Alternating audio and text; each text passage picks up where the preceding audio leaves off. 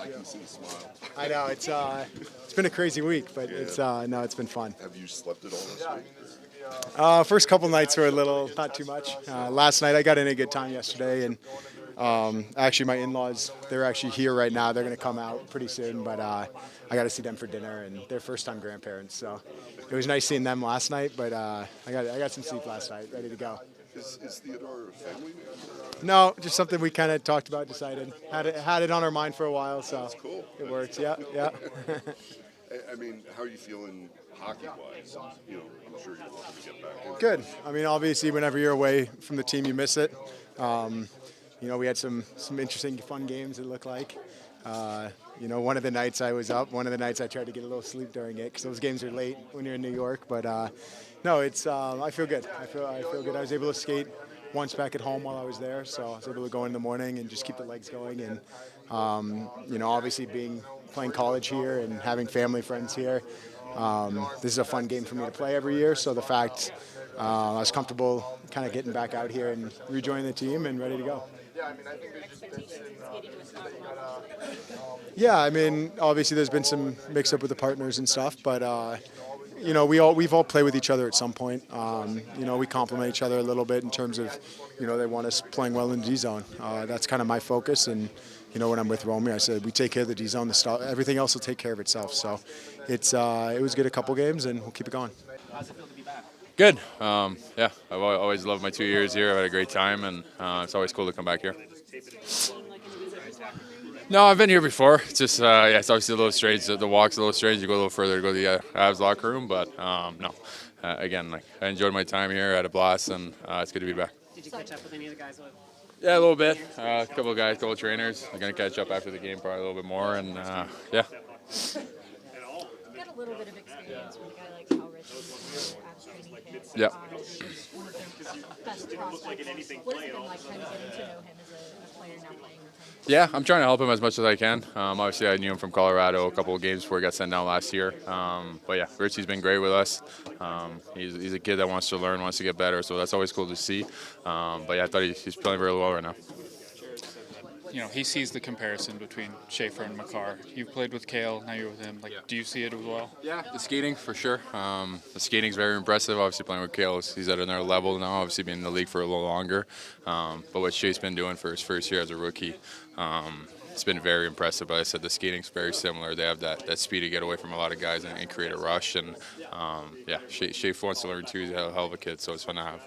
Donovan, we talked to Brock this morning about facing his former team, and he kept Yeah. using the word weird or strange. Is there any other way to describe that? No, it's strange. You know every guy, you know their tendencies, and you know their personalities. Obviously, when the puck drops, you're trying to win the game, but the first couple of times you come back to a different building or a building you're used to, it's always a little, like Brock said, a little weird and different. But yeah, first couple of shifts are always different, but it gets going, you kind of forget about it. Brock said you called him to take number 20. Yeah. What was that conversation like? Yeah, there's not many numbers in the island. There's a lot of the good numbers are retired. A lot of the good numbers are picked by then, and I had 29 World Juniors. I had 29 wasn't Bantam, so just made sure with Brock that it was okay with him, and yeah, he was fine with it, and happy to have 29. Is that a conversation you've had with anyone before? No, not that way. I had 92 in Montreal, so I kind of switched there. I didn't have a good time in Montreal in 92, so I wanted something different. But yeah, again, it was, like I said, there's a lot of jerseys not numbered, retired in the island, and not many to pick from. What was that conversation like with Brock? Just normal. Just want to make sure he was okay with it. Obviously, he worked for a lot of years in the island, and he was fine with it, and just grabbed his number. Facing your former team here. Yeah, it's obviously a bit different. I've never been traded in my career in junior or anything like that, so yeah, it's a little weird for sure being back here, but obviously I'm just kind of focusing on the game, trying to get the win tonight. Did you get a chance to see any group of friends here yesterday? No, I haven't seen anyone yet, so we'll see them on the ice tonight. Now you have 8 games with the Islanders, more than your 7 games with the Avalanche. Just how have you been settling in with your new team? Yeah, I think it's been great. I'm learning a lot every single game and trying to grow my game, and staff's been great with me, teaching me little details, just trying to improve my game every single day. So it's been really good so far, and I'm loving being part of the Islanders. Is it strange to be here in the visitors' locker room for the Avalanche? Yeah, for sure. It's a little strange. I didn't even know what it really looked like. So yeah, it's definitely a bit of a change. Do you have any animosity, or does this give you an extra motivation after getting traded? I mean, I'm just trying to focus on myself and to stay present. I mean, I'm with the Islanders and not focusing on the past and what happened there. So I'm just really excited to be part of the Islanders, like I said, and just staying present. Do you feel connected to Brock Nelson just because, you guys get traded for each other, or do you not think of it that way? I don't really think about it, to be honest. Obviously, he's a great player and legend here, but for me, it's just, like I said, just staying present, focusing on myself, just trying to get better every single day and trying to help the team. What do you take game to game in your first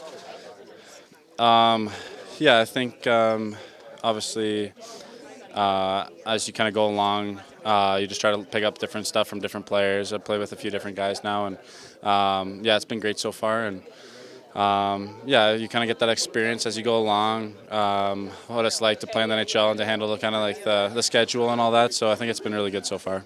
I know you weren't here for very long, but how would you compare the environment with the Islanders to that of Colorado? Do you like New York's environment better? I mean, I don't really compare them, to be honest.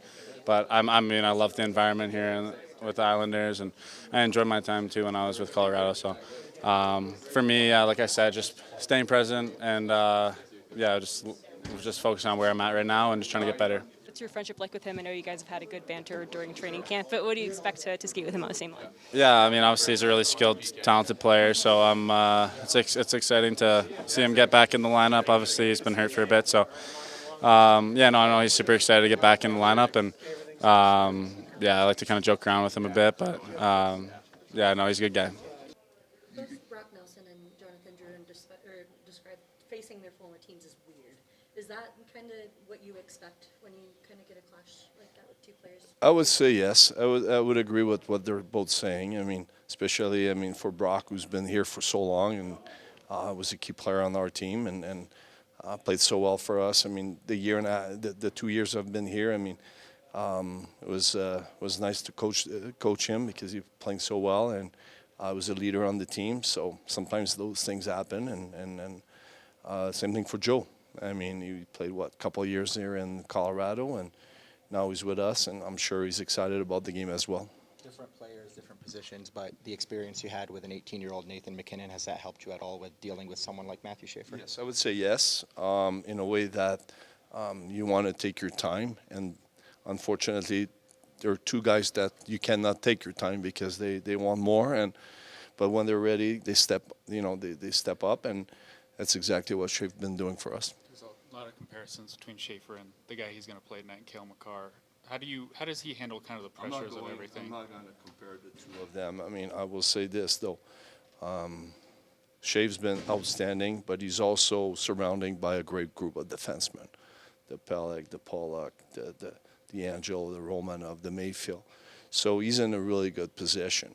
But despite all that, I mean, he's been playing really good hockey. And every day, I mean, you see something different from him. But what I really love about his game is he's playing both sides.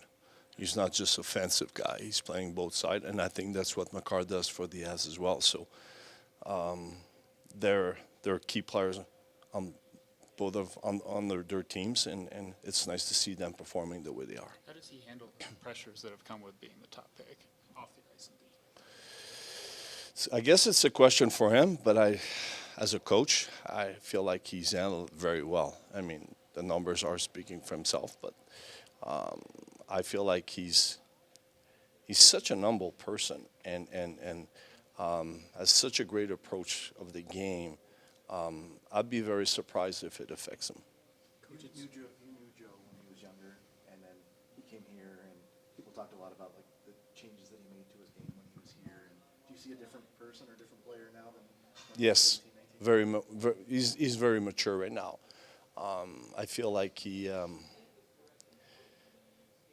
when he was in junior, he was a phenomenal playmaker, and when he was playing with Nathan in Halifax, and they were always a threat, and they were the leaders of their team. And obviously, I mean, what I love about his game right now is he's playing both sides. He makes really good play for Barzy, but he also defends very well as well. So the 200 feet game that he's playing showed me a lot of maturity in his game, and I'm very impressed with him. Coach, it's not just Brock and Joe. You got Devon Taves, Ray Bennett, yourself. Obviously, ties. Did that make it a little bit more fun to have these two teams going head to head with so many connections?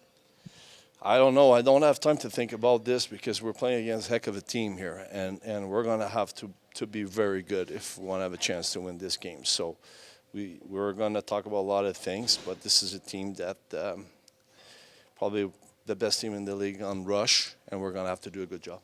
Do you make sure to take a second to look at that 0-1 banner one more time?